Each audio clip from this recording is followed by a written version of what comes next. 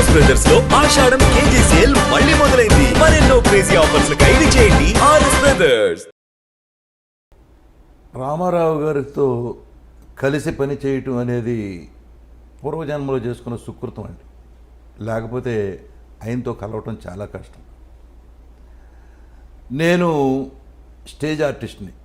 దాదాపు ఒక 100 నాటికలు కానీ నాటకాలు కానీ వేశాను ఎప్పటి నుంచో. అందుకనే నా చదువు గుంటనాగిపోయింది.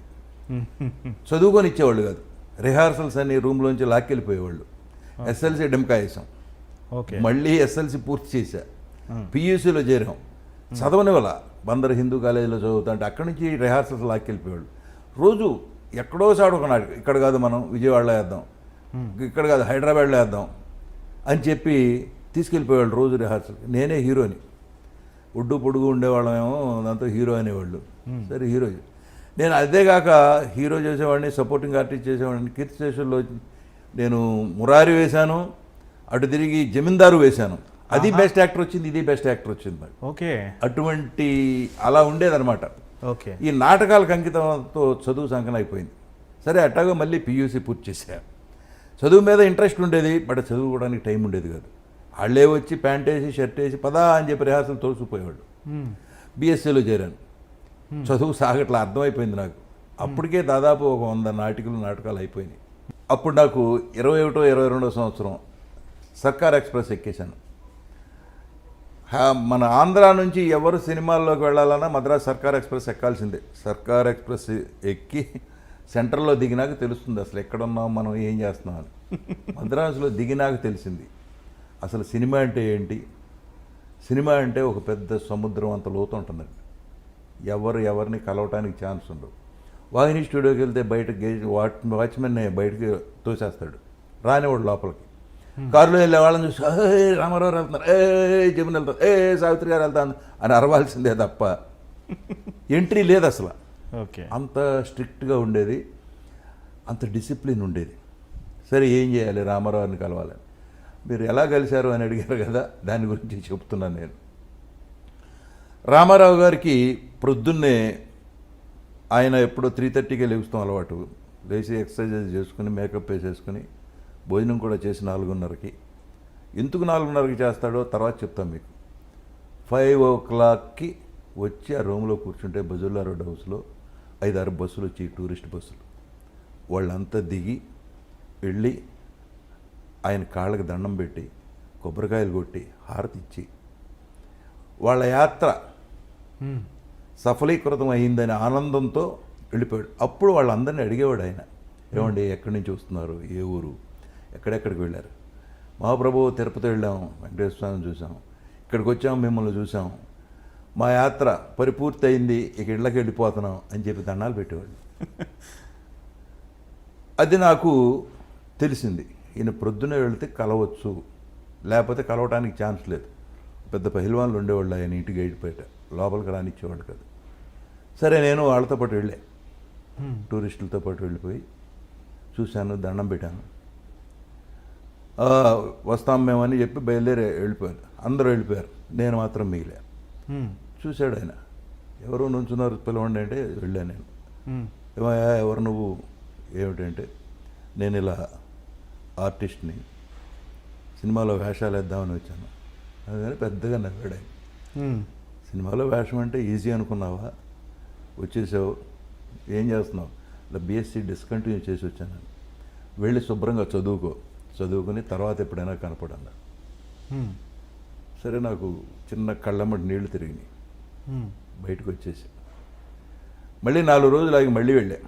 మళ్ళీ అయితే సేమ్ టూరిస్టులు, సేమ్ సీన్, హారతి ఇవ్వటం, కొబ్బరికాయలు కొట్టడం అవన్నీ చూసి అక్కడే మంచి. సరే అందరూ వెళ్ళిపోతున్నారు. వెళ్ళిపోయేటప్పుడు నా వెంక చూశాడు. ఆయనకి ఎంత మెమరీ అంటే ఒకసారి చూశాడంటే అసలు మర్చిపోడు ఎవరిని. ఓకే, ఏమిటయా మళ్ళీ వచ్చావు, నేను వెళ్ళిపోమన్నాను కదా, చదువుకోమన్నాను కదా అన్నాడు. నేను అనుకోకుండా లేదన్నయ్య ఇక వచ్చేసాను, నేను మళ్ళీ వెనక్కి వెళ్ళటం అంటూ జరగదు,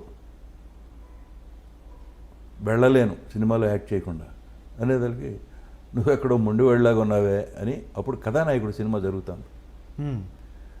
కథానాయకుడు అంటే ఇద్దరు చీఫ్ మినిస్టర్లు అయ్యారు తర్వాత, రామారావు, జయలలిత గారు. అవును అవును. పెద్ద క్యాస్టింగ్, నాగభూషణం గారు, మిక్కిలేని అందరూ ఉండేవారు అందులో. హేమాంబరధరావు అని ఆయన డైరెక్టర్, గోపాలకృష్ణ గారు అని ప్రొడ్యూసర్. మనవాడు ఏదో మొండివాళ్ళలాగా ఉన్నాడు, వేషం చూడండి అన్నాడు హేమాంబరధరావు. ప్రమాణం అనేదానికి నాకు చాలా ఆనందం వేసింది. నువ్వు వచ్చి మా ఆఫీసులో కలవాయా అని చెప్పాడు ఆయన హేమాంబరధరావు. అలాగేనని అలాగని వస్తానన్నయ్యా అని చెప్పి సరే వెళ్ళాను వాళ్ళ ఆఫీస్కి వెళ్తే కూర్చోబెట్టారు, మంచి చెడు అంతా మాట్లాడారు. ఒక వేషం ఫిక్స్ చేశారు, అది ఎలక్షన్ ఆఫీసర్. అందులో ఉన్న డైలాగులన్నీ నాకే ఉన్నాయి. రామారావుని చైర్మన్ చేయటం, మళ్ళీ తర్వాత రామారావుని దింపేయటం. ఎంతమంది 14 మంది ఆర్టిస్టుల కాంబినేషన్లో నేను. మనకి స్టేజ్ ఎక్స్పీరియన్స్ ఉంది కాబట్టి ఆ పేజీ డైలాగులు గడగడగడమని చెప్పేశాను. శబాష్ అన్నాడు రామారావు.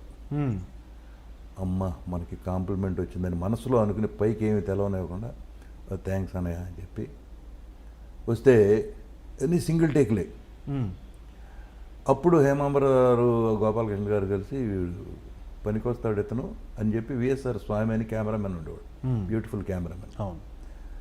ఎక్స్ట్రా క్లోజ్ షాట్లు తీయించారు, సినిమాలో ఉంటాయి అవి. ఎందుకంటే ఇతను హీరోగా పెట్టి సినిమా తీద్దామని ప్లాన్ వాళ్ళు. ఓకే సరే నాకు చెప్పలేదు. సరే రెగ్యులర్గా వాళ్ళ ఆఫీస్కి వెళ్ళి వస్తూ ఉండేవాడిని. షూటింగ్ అయిపోయింది, చేసాము. రెమ్యూనరేషన్ కూడా 116 ఇచ్చారు.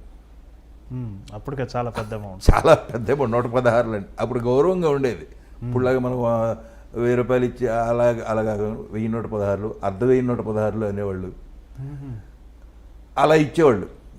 సరే తీసుకుని వెళ్ళిపోయాను. వెళ్ళిపోయిన తర్వాత ఒక చెప్పారు మంచి రోజు చూసి, నిన్ను హీరోగా పెట్టి సినిమా తీద్దాం అనుకుంటున్నావా అని చెప్పి ఒక డ్యాన్సరు, ఆవిడ పేరు కూడా గుర్తులేదు, మర్చిపోయాను. రిహార్సల్ చేయించారు 1 నెల రోజులు మా ఇద్దరితో.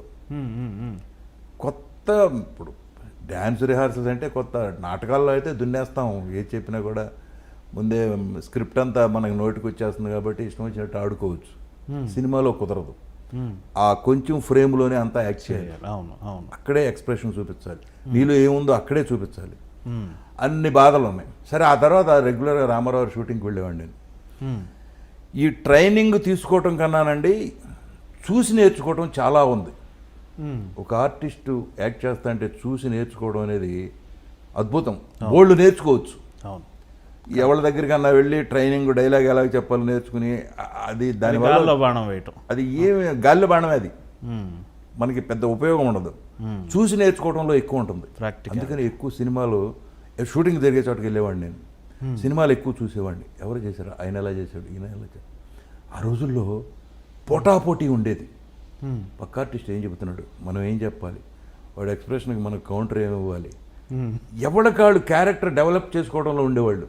అందుకని ఆ రోజుల్లో ఎవరికి ఇళ్ళు లేవండి, కారులు లేవు. ఒక అంబాసిడర్ కారు ఉంటే 8 మంది లేవాళ్ళం కారులో. భేషజాలు లేవు, వీడు గొప్ప, ఆడు పెద్దనాడు, ఈడు పెద్దాడు, ఏం ఉండేది కదా. ఇలా పర్సనల్ మేకప్ మెన్ లేరు, ఎవడో లేరు. అందరికీ కలిసి ఎవడో ఒకడు ఉండేవాడు, వాడే అందరికీ ఇచ్చేవాడు. కలిసి వెళ్ళిపోయేవాళ్ళం, కలిసి కూర్చునేవాళ్ళం, కలిసి తినేవాళ్ళం.